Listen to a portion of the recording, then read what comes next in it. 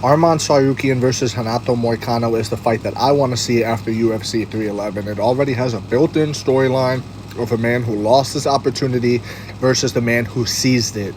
And while Renato Moicano did not perform too great against Islam Makhachev, and, I put that very respectfully, right? He got submitted in the first round. Arman Tsarukyan makes sense because Arman, the former number one contender, is now back to the drawing board as per Dana White. He said it himself. And why not fight one Renato Moicano? Give the man who stepped up another opportunity.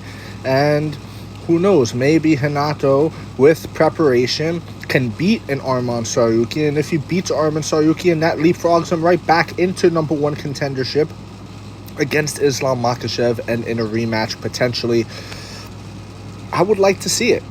When you do the UFC a favor and you're available and you raise your hand when nobody else does, you tend to get rewarded. And I think what better of a reward than to fight the guy who was supposed to fight for the title.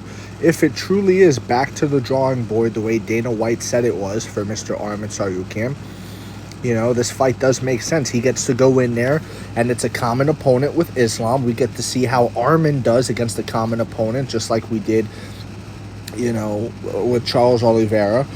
We saw what Islam did to Charles. We saw what Arman did to Charles. Islam did it more impressively.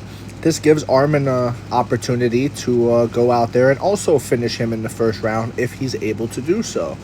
I think when you get common opponents between two guys that people really want to see fight, it only adds more hype, more speculation, and more just, what's the word I'm looking for? More talk to it. It gets people thinking, right?